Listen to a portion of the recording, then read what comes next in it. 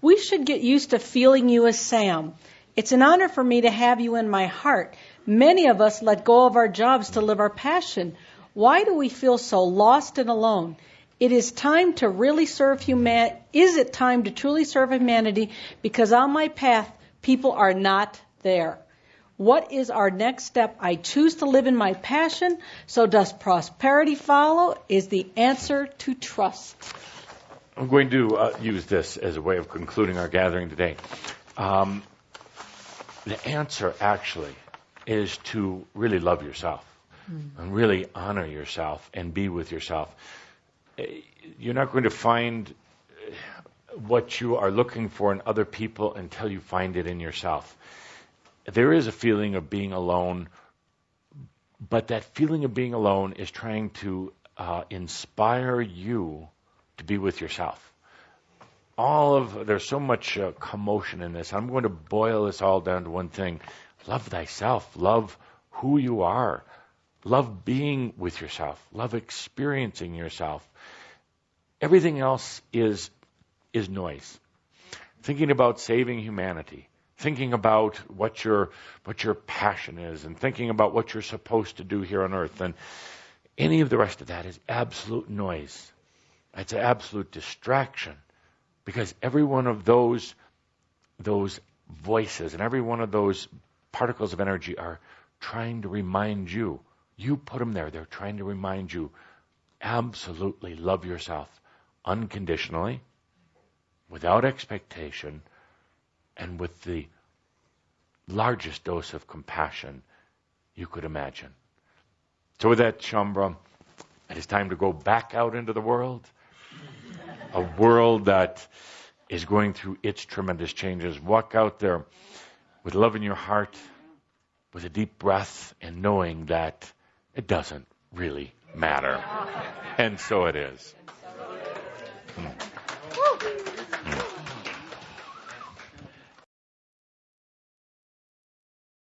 There is no destiny. Destiny is a belief system that has been, imprinted into the consciousness and the minds of humans.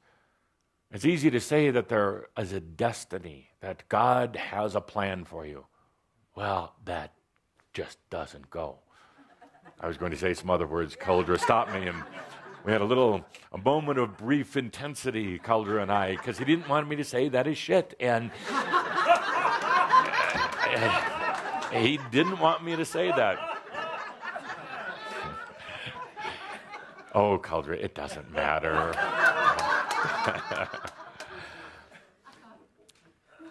God doesn't have a plan for you.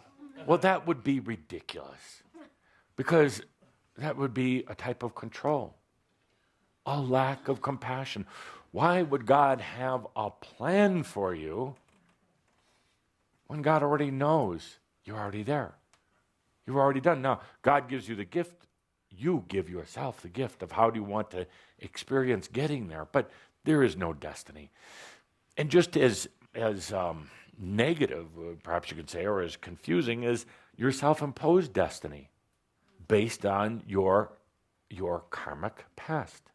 Believing that you've done certain things yesterday, past life, Atlantean times, alien times, any other times, where you have a self-imposed destiny, where the road that you have traveled in the past is going to create the road of your future.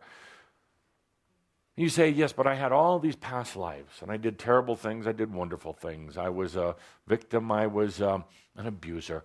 So therefore, that is my destiny, to clear these things. So be cleared. Today, right now. Why wait? What else do you need to experience in order to be clear? What lessons do you want to keep learning? Linda is wondering if Adamus is here today. You're a little transparent there, my darling, a little transparent.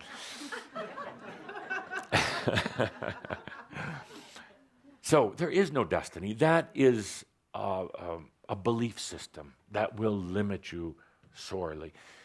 Some of you say, but yes, there is some, my higher self. My higher self has a plan for me, has a destiny. Nope. Your higher self, well, first of all, let's not even refer to that. Your essence is the simplest component within you. It is not a complex hierarchical component. It is the simplest component within you. And it just wants experience and expression. That's all. You. Let's not even talk about it as separate items here. You, just as a being of God, are looking for experience and expression. The amazing feeling and experience of being. Being can be anything that you want it to be. You blame it on your soul or your essence so often. You say, yes, but it has some master plan. The master plan is only for you to love yourself. That's it. And in loving yourself, understand yourself. That is the only plan. So there's this common belief with humans. The vast majority of them believe in destiny. It's a trap. It's a prison. It's an experience. But they truly believe that there is some beings up there pulling strings, coming up with hurdles that you have to jump over, creating new mazes for you every day that you have to go into and find your way out. That perhaps that is enticing and intriguing to think that, but I'll let you know that there is no destiny. There is only choice. Only choice. Now, while that may sound wonderful, that requires a tremendous amount of personal responsibility. It's hard to be a victim and to be choosing. It's easier to say, yes, this is just my bad luck. This is my karmic path. This is what my higher self wants for me. That is a cop-out. It's a game. It's an illusion. It's an experience, indeed. But haven't you experienced it enough? Haven't you had enough of it? There is nobody pulling any strings. There are no strings above you or below you. I encourage each and every one of you to step up and take responsibility for your life. Oh, here's our little argument that you and I have. Tobias, I tried a choice once, and it didn't work. So therefore, Have you been reading the questions? I surrender. I don't know why you say we have choice, because it didn't work. Stop a moment. First of all, you have had programming and experience over many lifetimes that you didn't have choice. It's going to take a little bit of practice and a little self-confidence in your choices. Saint Germain is telling me out of the side of Caldra's ear that about 88.2% of your choices involve other people. You're sure to lose at that game. When I talk about choice, I'm talking about your choice for you. Now, don't say, well, my choice for me is to have a relationship with somebody. You're involving somebody else. You are a sovereign being. Make a choice for you, for yourself. You say, well, I chose abundance. And where is it? Oh, it's on its way. It's on its way, truly. But you realize that there was part of you that had to do a flushing out, a natural transmutation of some of your old belief systems. And sometimes it doesn't just appear as a pot of gold on the floor in front of you. There's an entire process that involves every aspect of you that's ever been in lack of abundance, that goes through a type of transformation or an integration. Sometimes your choices are so specific.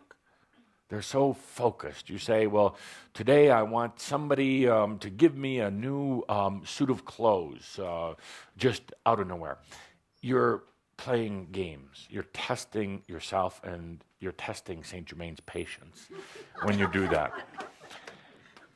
we're talking about broad choices. We're talking about don't get so specific right now. When you get good at this choice thing, when you remember that you can choose, you can start getting into details. But for right now, choose things for yourself. Now, some of the apparent basic things are abundance. Why should you not be in abundance? Health. Why shouldn't you not be healthy? What you would call a passion. Yeah, passion is natural. Passion is a true expression. You tend to get very, very literal, as in almost challenging yourself that you're really not a good chooser. We have an entire campus on New Earth that is dedicated to understanding the choice process, subheaded, why it's so damn difficult for humans to make a choice and to manifest it. I suggest, if you haven't gone there, spend a little time there. You sometimes have a very defined terminology or concept of choice. You want it to become very material. You want it to be very quick. And again, you're using it as a test on yourself or on God. Understand what it's truly like to make a deep choice for yourself. And a choice where you understand it doesn't matter. It's how you want to experience life. Let's take a deep breath. Which brings me to a point I wanted to make for people who are wondering what can they do in their own lives. I would say for this year, one of the biggest thing was mentioned recently by Adamus, was quit the fight with yourself. Yeah. And so much fight, and this fight about your weight and about your bad habits and about your relationships with others and about your goals and your plans, and the list goes on and on and on. Forget about the fight. Just let it go. Stop trying to lose weight. Stop trying to quit your bad habits or all the rest of that, because it's all mental junk. It's irrelevant. Yeah. And you're not going to win the fight. It will beat you because it is you, but it's a projection of yourself. There's no need for it. Again, the enlightenment is natural. It doesn't care how old you are, how much you weigh, what your background is. Doesn't care if you just got out of prison last week. As a matter of fact, it's probably a little easier in some cases. Yeah, yes. And I refer to literal prison as well as mental prison, but it doesn't care. But as long as you've got that fight going, you're engaged. You've engaged your consciousness in lower levels. You're not loving yourself, not allowing yourself, and you're not really going to get anywhere. That's the hurt, that's the pain that you and I both talk about in this, and let go of the fight. You know, I say to people, we all say, love yourself. In real terms, people don't know what that means. They don't know how to do that. So back it down a little bit. What if you just liked yourself? Right. What if you were just pleased with yourself? What if you were just happy? Mediocre acceptance. Yes, something down in this level where you, and then go out and look for beauty or look for well-being or just enjoy the moment. Right. See, at that point, you don't have any struggles. Yeah. And so if you could just simply get to that place where you choose, I'm going to just like myself. I'm going to walk out the door and admire the clouds just because. Yeah. What happens is that becomes a habit. The part of that makes it such a wonderful habit is it's natural. It's already part of that internal guidance system in the heart. Yeah. You just have forgotten. Yeah. So you get to that space, and pretty soon you're not smoking, you're not drinking, you're not doing all those things. You're losing weight, but you didn't do anything. It's all about how that thought and emotion bonds, and then it creates that magnetic field that is struggle. Unnecessary completely. Good thing, from my own personal experience, good thing for people to do. Take yourself out to dinner some night at a nice restaurant, just you, and see how you get along with yourself. Yeah. And can you have that meal? Yeah. You know, can you spend $30 or $40? Can you have that $20 glass of wine rather than the $2 glass of wine? And can you not feel awkward sitting there at a nice restaurant during the regular prime hours by yourself? Can you order what you want off the menu? Can you have a conversation with yourself? In other words, can you enjoy your own company, being with yourself? That's a great it's a great barometer to see where you are with yourself. Yeah, because it's just you and yourself. Yeah. And in Yeah. that space, can I like myself? Yeah. And you'll be amazed at how many questions, how many thoughts come up that rational mind says, well, what about? Remember when you did this? Yeah. And when you were young, and how much money are you spending? Yeah, yeah. And, isn't it strange sitting there alone? And what does the waiter think? And what do the people over there think? And, gee, I suddenly realize I've always been alone a lot in my life, and I like it, but I don't like it, but I try to mask it by surrounding myself with people. And why is it taking so long for the food to come out? And is the food made with it? Does it have chemicals? Shut up. Enjoy the meal. It truly is a great experience. And, for $100 or less, you can find out a lot about, are you liking yourself? Yeah. Are you okay with yourself? You get to the point where suddenly you just crack up laughing, going, it doesn't matter. I mean, yeah. Then you can just sit there and absolutely enjoy it. You don't care what anybody else thinks or what you're thinking at that point. You just crack up laughing and enjoying it and realize how easy it actually was. And it's interesting, as we're having this conversation, to all of you listening, ask yourself if you're arguing with this concept. Right now, here, how many are you going, oh, that's dumb, that's how much money do I spend, I can't do that. Right. That's the rational mind. That's the old noise that simply is constantly in motion. It has nothing to do with do you like you or don't you like it. Well, how about just for compromise? Well, instead of going to a restaurant, can I just go through a McDonald's drive-through? Yeah. Does that work? It's like, no. No, it's really about how can you have for yourself? Can you like yourself? And it's just really simple. Can I like me? I like me today. One day at a time, 1 minute at a time. Yeah. You're going to find that your whole life reshifts around by being in present time, liking yourself in that simplicity. Yeah. Well, it's funny, too, because after the experience, maybe you try it a couple times, but you suddenly realize that actually you can go to that restaurant as the master. You don't worry about money because you know it's there. Suddenly you don't feel awkward because the waiter is wondering, why you're sitting there by yourself, and suddenly they don't put you over back in the corner. Suddenly you are the master, and you realize the waiter really wants to be of service, and the food really tastes good, and other people are feeling your amazing energy. And suddenly it's just like, life is good. Yeah, and then even take it one step further and look to the person next to you and say, hello, how's your meal? Yeah. Well, I don't know them, and I don't want to intrude, and yeah, you do. Yeah. You want to just say hello. Absolutely. One of the most magic words on the planet. Absolutely. So. Amazing. It is. You are. Good. And you too, sir. Good getting together. It is. It's nice to be here with you. It's a good opportunity. So, good. Well, thank you. I'm good. It. This was enjoyable. Thank you. I hope you enjoyed. Thanks, everybody. In general, what are people's perceptions of themselves? Yes. Yes, my dear. You look gorgeous today. Oh, thank you. Yes. Thank you. What are people's perceptions of themselves?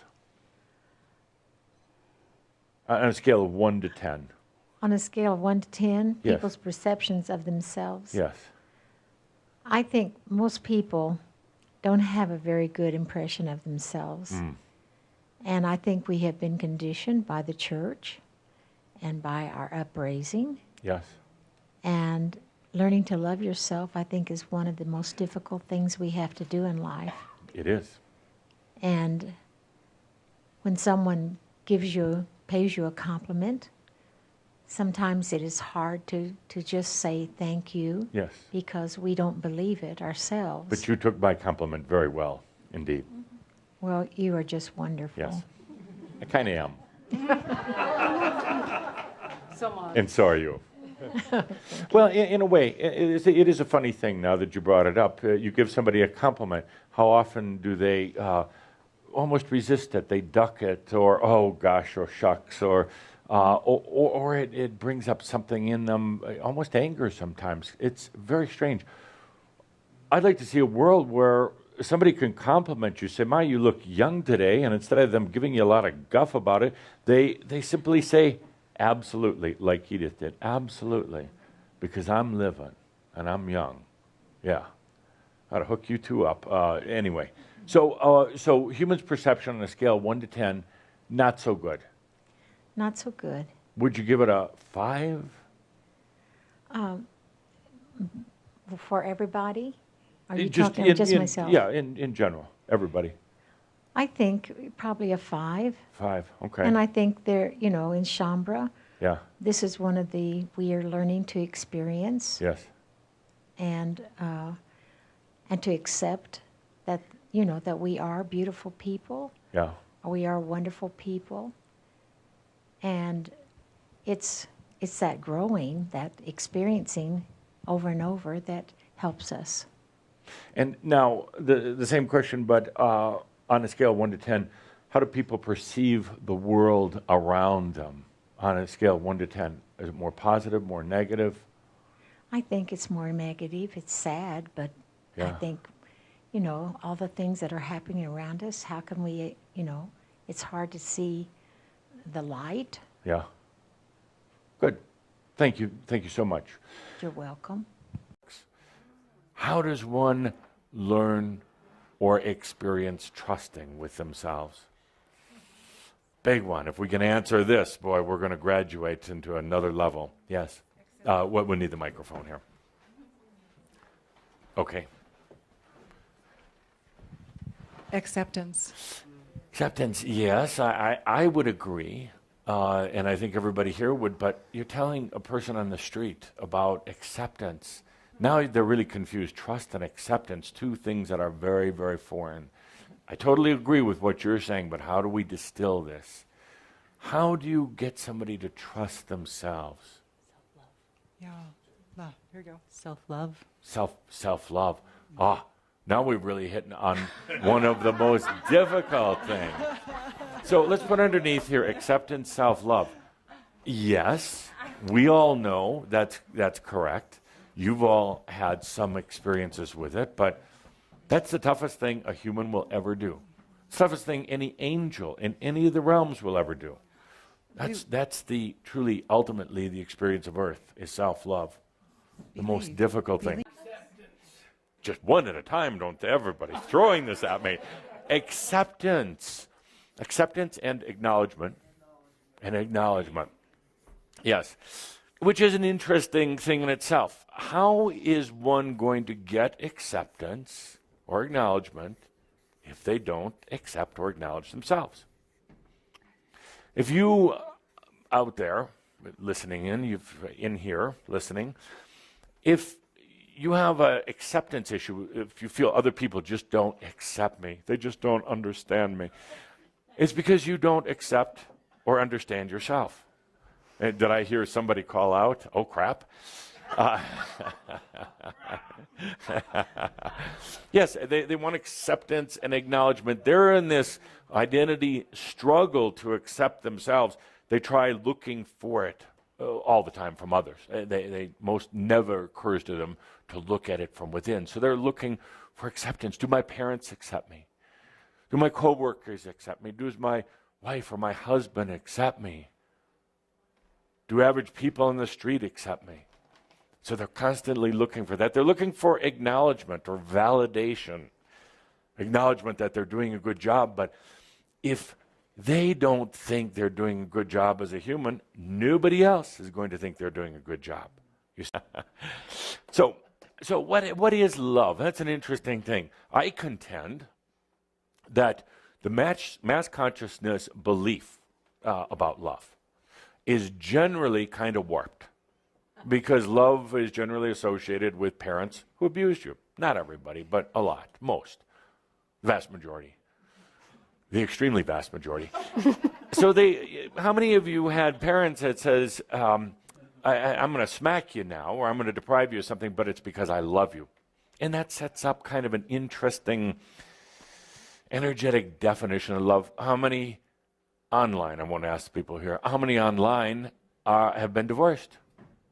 More than once, more than twice. Oh, keep going. Okay, more than 5 times. So you got married for love. Well, actually, you didn't at all. Most of you did not get married for love. It was karma. You'd been together before. You had things to work out and experience together. So you came back together, you met each other. Oh, I know you. You must be my soulmate. Oh, no, you've just been together before. You had stuff to work out. Maybe you could do it this lifetime. True love will never be found in another person until you find it in yourself. Never have a partnership with anyone else that's healthy and balanced until you have it with yourself. Then every relationship will be different. They won't be feeding. They won't be used to balance your masculine or feminine side or balance whatever. You never select a partner again to complete something within yourself. So, and now, so I hear out there somebody saying, but what about love for my dog or my cat? What about that kind of love? You're getting close, because pets are basically extensions of you, kind of. Not you directly, because then you wouldn't like the pet so much, but they're kind of like your energy in that pet. And so it's actually part of the step or process in learning to love yourself. If you can learn to love your animals, your pets, these blessed beings, you can take that now, that same thing, and learn to love yourself. Woof, woof. Meow, meow. Yes? I was going to say self-love. Self-love. Because everything we've been talking about so far, you know, the anxiety, the second shoe dropping, and all this stuff usually comes because of how we react to what other people are thinking. Absolutely. And because we make ourselves beholden to that. So personally, for me, I'm trying to understand the self-love and really embrace that, because I think all these other things go away if I can truly get to that. Very well said. Very clear. Thank you. And said very simply, absolutely, self-love. Yeah, you've got double duty today. Microphone, writing so on much the fun. board. But self-love, and actually, we could just stop there and we could say that's really what it's about. And that's really, you save that part of the experience on this planet and for your soul till the last. Do everything else, and then, oh, by the way, learning to love yourself. A lot of metaphysically oriented people will run at this point of self-love. They'd rather do anything else. They'd rather chant with crystals, sit in sweat lodges, or whatever it happens to be, sit at the feet of gurus, anything other than self-love. Why is that? Doesn't it just take a deep breath? Imagine you're an angel, an angelic being right now. Does that make sense? You hear that from the humans, or see how they react? They run the other way when it says, time to love yourself. They love the game too much. They love the game, absolutely. They love the game of distraction, but loving yourself really is about releasing a lot of old things. Really is learning to embrace yourself, like you say, learning to accept yourself. Loving yourself, what else? Why else is it so difficult? You're taught not to love yourself. Thank you. Not to love yourself. Where did that come from? Religion. And anybody who wanted to control. Absolutely. Anyone who wanted to control, because do unto others first. Don't be so selfish. Love others, but never yourself. Is there any course that's taught in school, regular school, about loving yourself? No, because what? Some group would come up and say it's perverted. It's dirty. It's against the Bible. And more than anything, God's going to be really mad. God itself, it's the devil. Because only the devil would say to love yourself. Now, people actually believe that. And they actually accept it. Yeah, but imagine a new energy school, which I'd love to see. And when the children first start going there, the very first course is about loving yourself. When you love yourself, you automatically are going to have compassion for others. Loving yourself is difficult because there's such a karma buildup. If you've been on this planet a lot of times, such a karma buildup. We talked about it before. That is difficult to just stop and say, no more. No more. It's difficult for even you, my dear friends, to say, I'm not that thought that just went through my head. I'm not what happened yesterday. Maybe you could say, okay, I'm not what happened 50 years ago, but you say, I just can't be irresponsible and say that wasn't me. Yes, you can. It's a defining point. It is one of the biggest points of separation when you say, no more. I'm not on that karma path anymore. Yes? Sucks. Okay, next. How is your mood? Whoever gets the microphone next. Yes. How's that mood?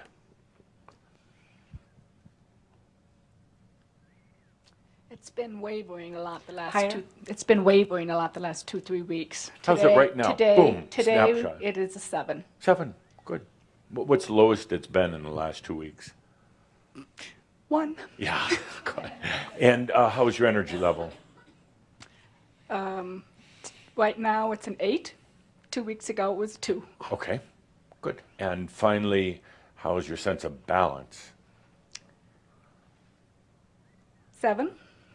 And I'm going to tell you, 2 weeks ago it was about 1. 1. Actually, it didn't exist a couple of weeks ago. Yes. You and I also, late at night, arguing. Why do you argue with me? I'm just curious. Do I argue with you? Oh, yeah. Okay, a lot of it's because I want to be heard. You want to be Which means heard? I want to be heard and I need to hear myself. Interesting. Want to be heard by who?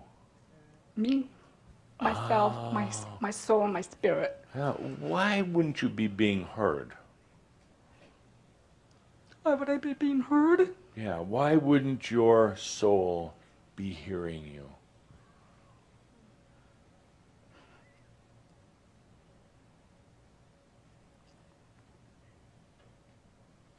I think it's been a lot of years of told you're not worth it, not good enough. Who's telling you that?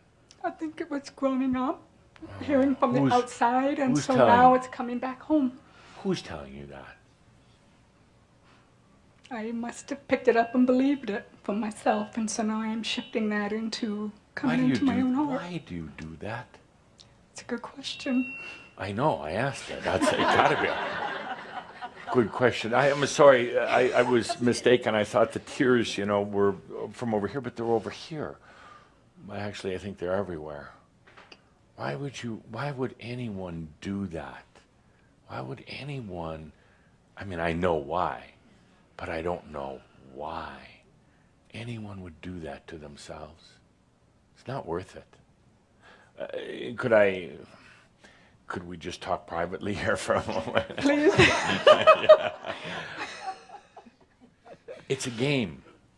It's a rotten, stinking, addictive game. Any of you can get out of it in a moment.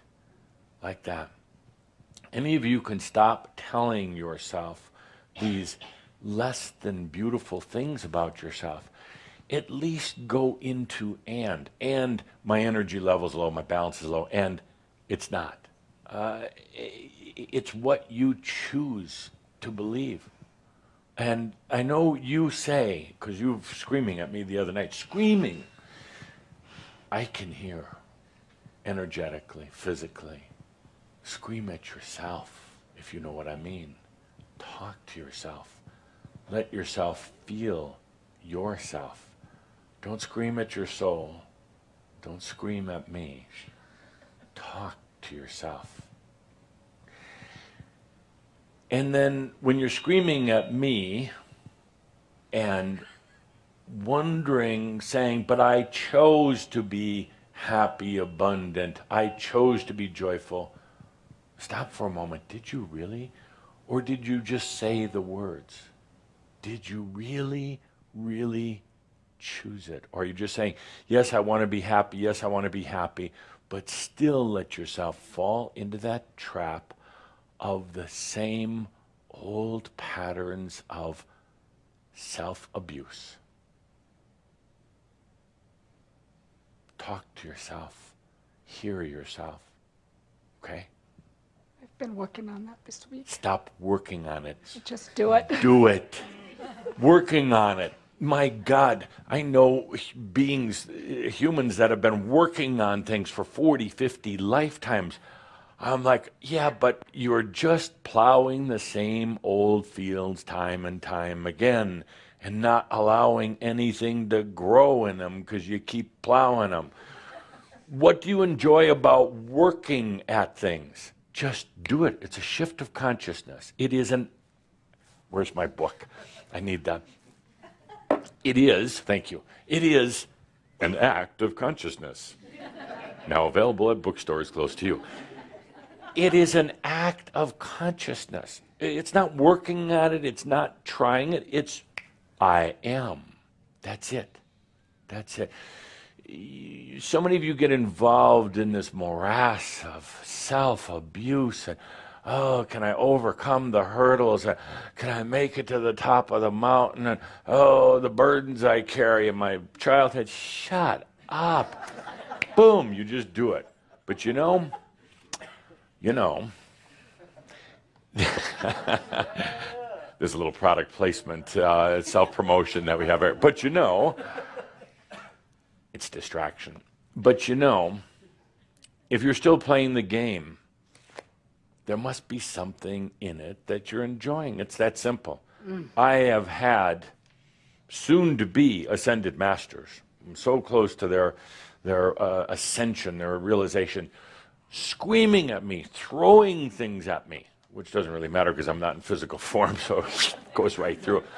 Throwing things at me, denying the fact that they're still enjoying something. I contend that if you're in a game, you're still deriving something from it. You're still getting something from it. And when you're tired, you'll get out of the game. Not always easy. That's why I did my little sweetheart thing at the beginning here, kind of. But it's not always easy, but get out of that relationship. Get out of that old way of doing things. Get out of misery. Miseryville is kind of overpopulated right now, and it's kind of dilapidated. You can move anytime you want to Pleasantville. Get out of it. It's an act of consciousness. Okay. By the way, I meant to mention, thank you for letting us be so clear within. So I thought about calling it the Keiko series very seriously. Then I took a lot of deep breaths and said, but what's the essence? What are we really trying to do here? And then it struck me. Ready to write on the next page? It struck me. And what this is about with Keiko and with love of self and with allowing and releasing and everything else we're doing with coming into the light body.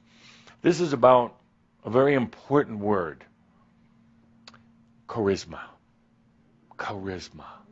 And I like to call this the Charisma series. Yeah.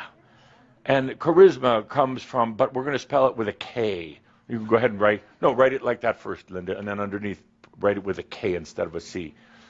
Charisma comes from the Greek word charis. Charis meaning to give in grace. Give in grace. Graceful giving. When you really come to it, there's kind of in the English definition of charisma, oftentimes you think of a charismatic person. And part of that is true. There is something called charisma. They don't know where it is. They can't seem to extract it. They can't turn it into a chemical formula. I'm sure after this afternoon somebody's going to come up with charisma pills designed just for Shambra. Yeah. Actually, I think I will. But charisma, what is it? Well, you say it's a person who has a certain radiance, I guess, a certain personality. Political figures who have charisma, using the standard definition, can attract people. You've all met charismatic people. You're in their presence, and there's just something, charismatic about them. But here it's going to be a little bit different. It's not just about a shiny, happy personality. The charisma, the is the grace from within. The charisma is that natural, really authentic you, sans the personality that's not you coming forth.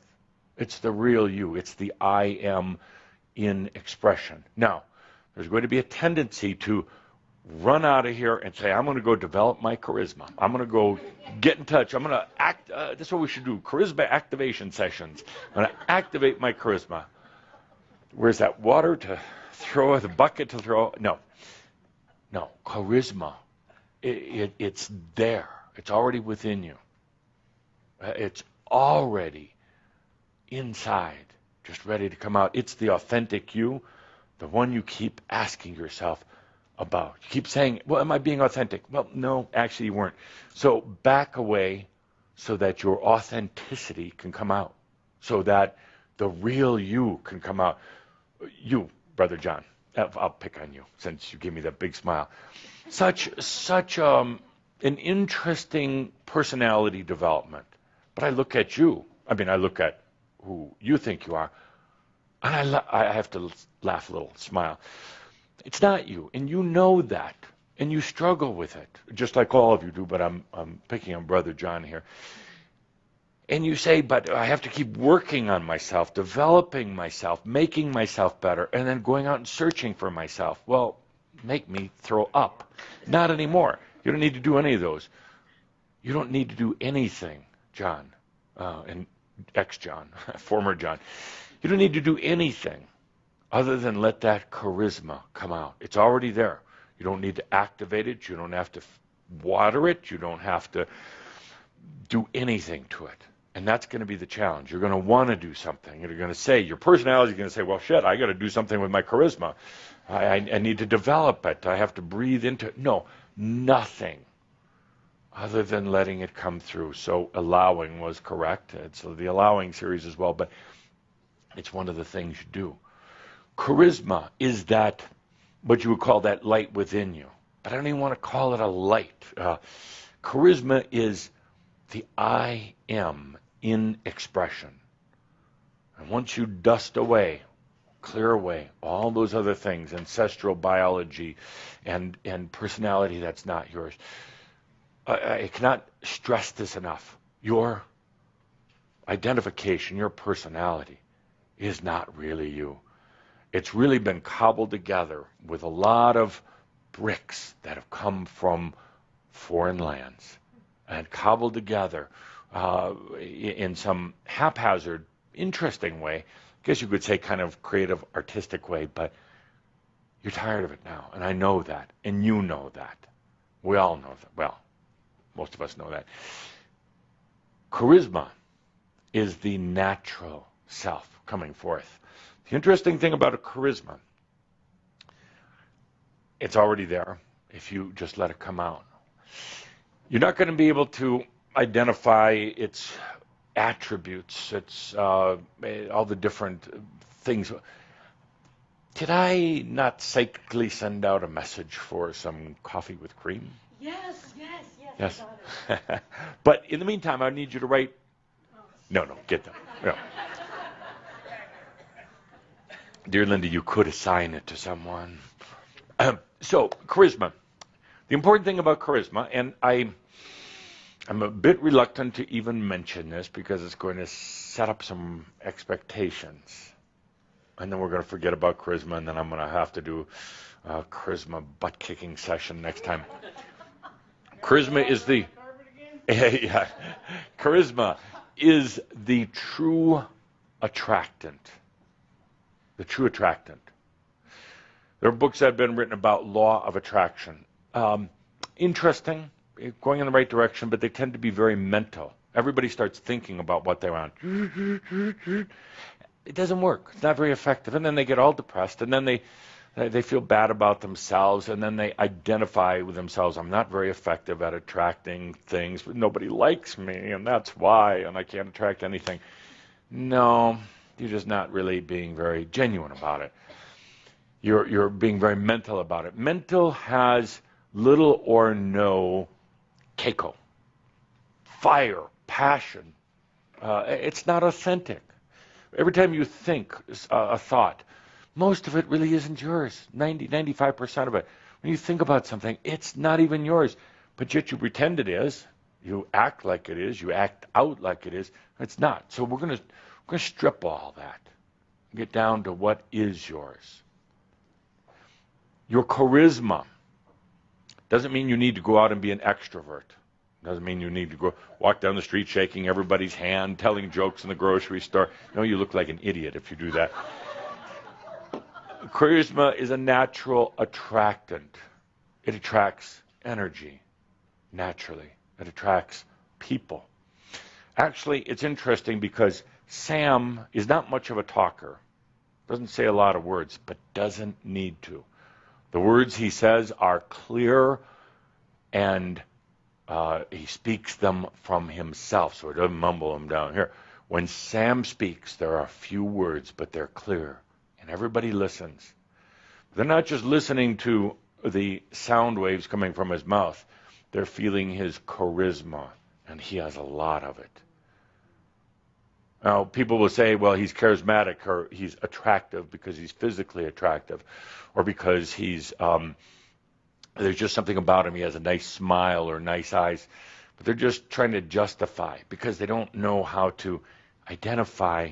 They don't know how to talk about this charisma, so they have to think of other things. He's charismatic because he's letting himself come out. Not all these other thoughts, and he's not polluted himself with a bunch of things that aren't his. In his biological puberty, he also went through the spiritual puberty of himself. He's got tons of charisma. Charisma, if you get down to the real definition, it is the gift of grace that one gives to themselves first, and it's naturally given to others. Charisma is the authentic. It's the I am. It doesn't need personality. It doesn't need to identify itself. It doesn't need any. Charisma does not need plans and programs and goals. It doesn't. The human needs goals just to occupy themselves and to make themselves feel better about achieving a goal. The charisma doesn't need that. The charisma is you. And I know these are words right now that I'm speaking. They're just words, but I'm going to ask you now to feel into it.